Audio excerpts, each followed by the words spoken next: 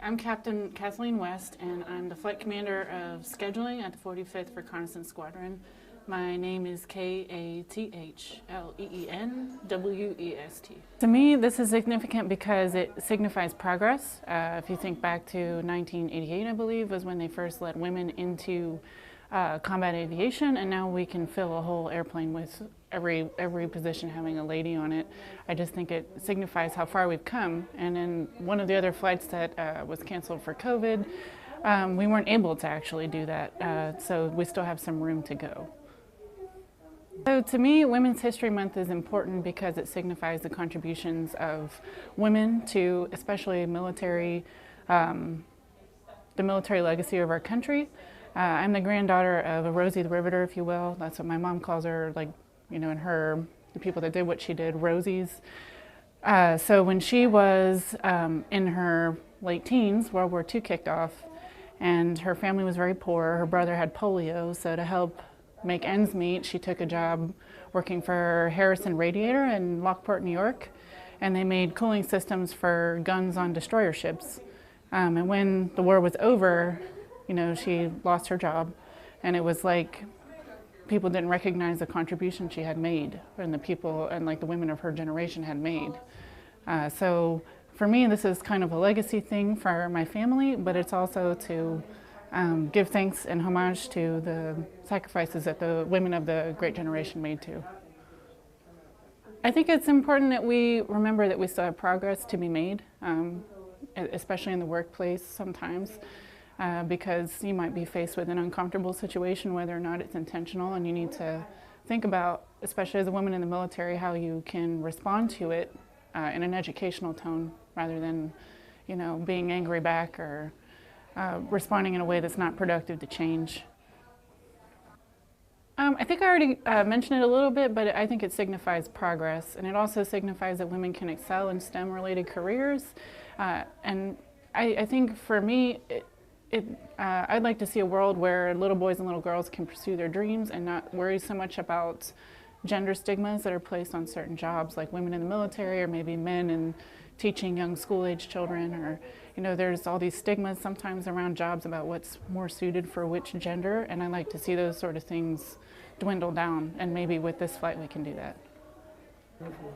I think they should do it. I think if it's something you're passionate about, you should pursue your dreams. I think there's lots of opportunity for women. I think STEM careers in general, where we're underrepresented, we can excel, we have the ability, and we have the drive. So I would be highly encouraging of people to join. What inspired you? For me, I really like the story of Bessie Coleman. She was the first African American and Native American woman to have a pilot's license in the United States. She was born of sharecroppers in the late 1800s, I think. And at that time, women and African Americans were not allowed in flight schools. So she was a manicurist, but she taught herself French. She moved to France. She got her pilot's license, and she came back. And she started doing like aerial tricks and shows, barnstorming, that sort of thing. But to add to that, she would also refuse to perform at venues where they wouldn't let white and black people enter through the same gates. They'd still be segregated in other ways, but she was able to make her footprint in the civil rights movement by doing that. And I think that's really inspirational.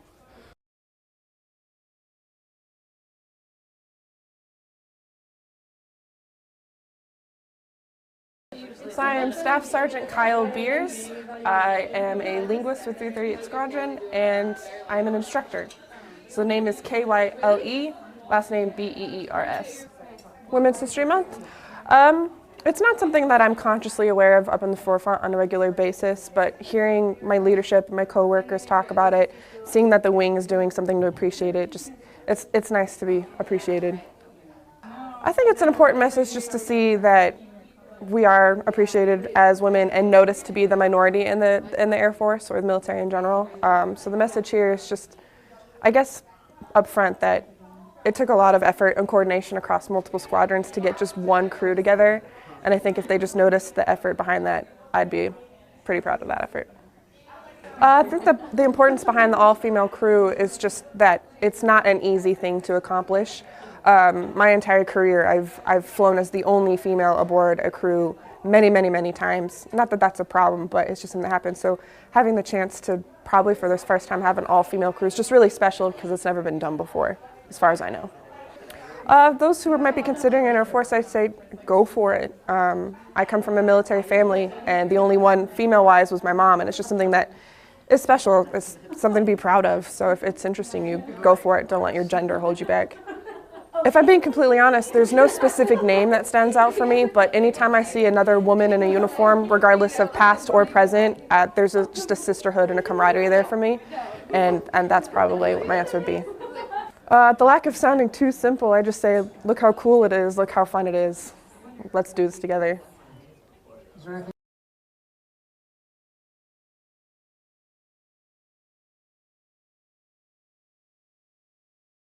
Captain Erin Cambridge. I'm the Chief of Nuclear Training, and then ERINCAMBRIDGE.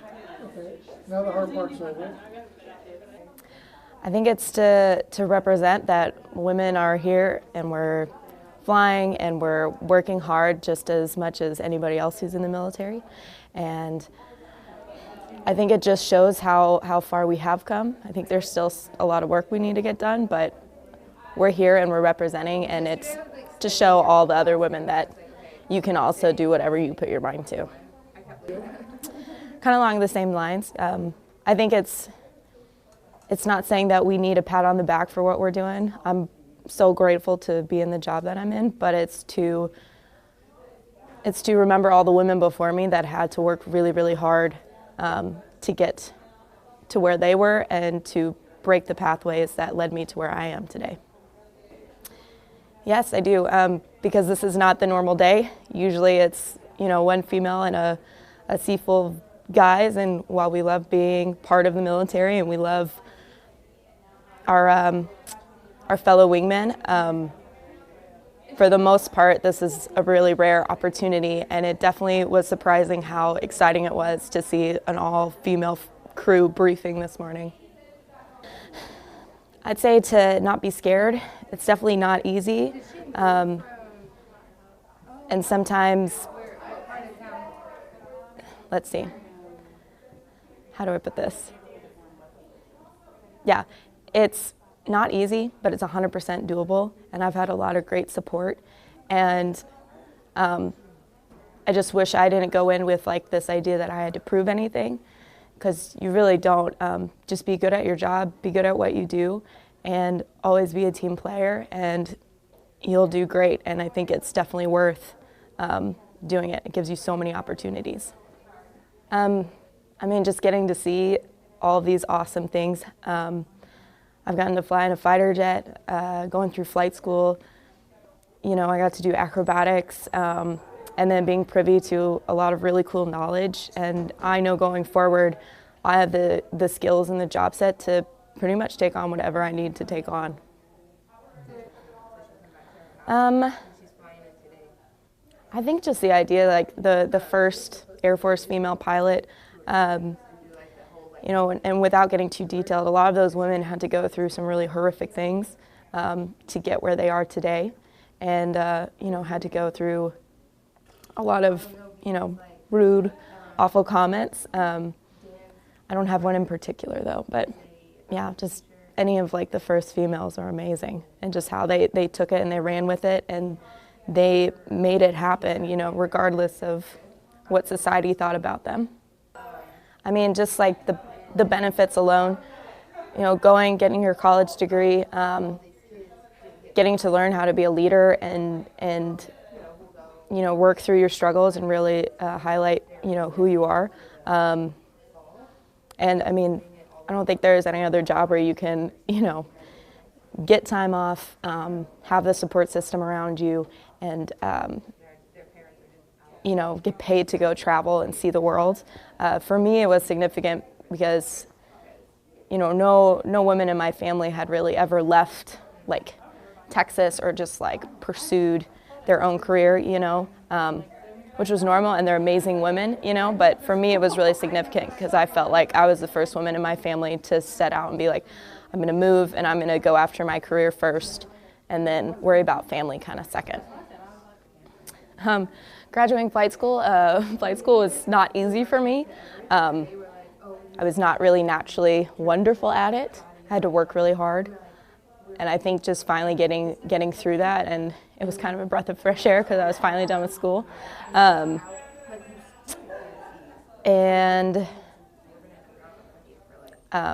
Being able just to fly on this platform is amazing. My grandfather was kind of a part of the beginning of this, and got to do like a lot of intelligence and stuff. So I'm the only one in my family following in his footsteps. So every time I fly, it actually means a lot to me. I never thought I'd go to Crete, ever. And that place is just absolutely amazing. I fell in love with it and the culture and the food. And then my grandfather and my dad lived in mainland Greece, you know. But yeah, the people were great. Our crew is amazing, and learned a lot on that trip. Anything else? Hide back here. Big thing is for RM, if you're over a low, come chat with me, and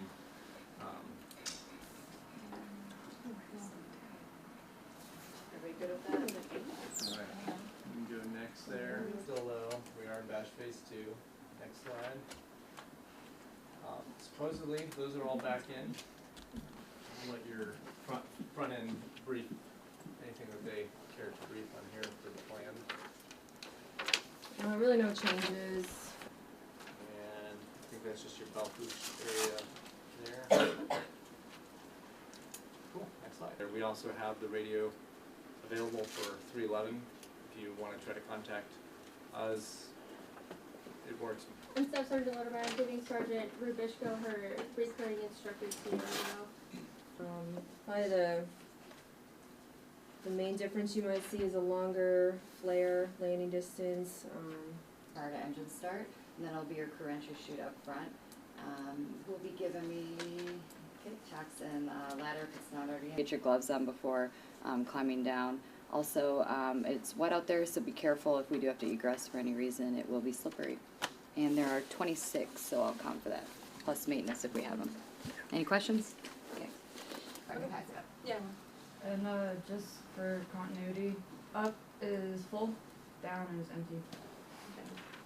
None of the others will they apply to you, so the next slide.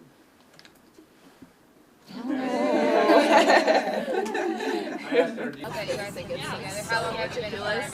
And I'm like, I get it. 4 years in April. But you've done this before, like. Well, that's exciting. Hopefully you can get down there. You may have to take off, flash for 2 degrees, go down this for water, throttle cut up at touchdown, engine fire failure during throttle cut up on this thing.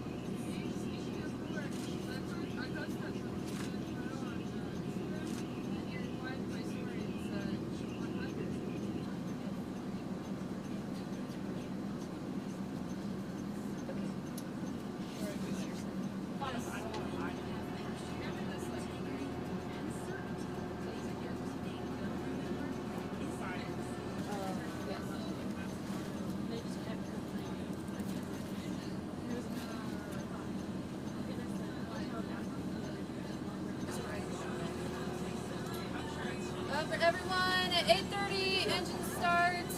Wings joint removed. If we egress, speed over. Bravo 2. And interior exterior inspection accomplished all.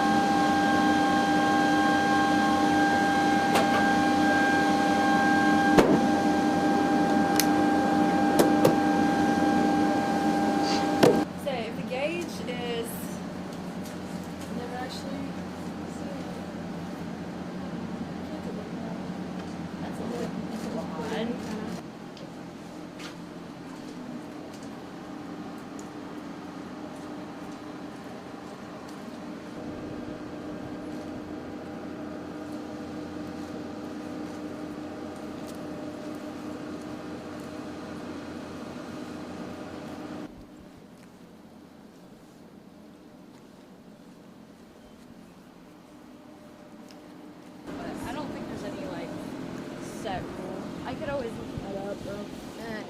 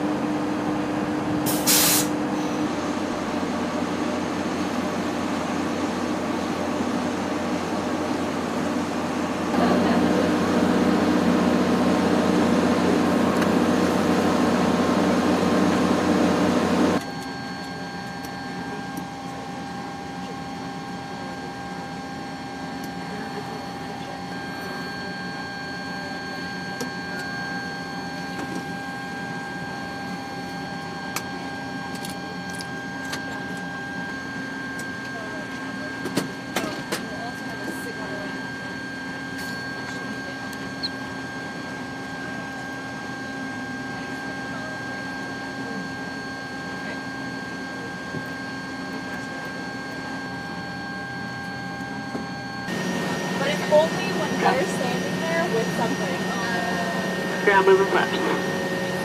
Go ahead.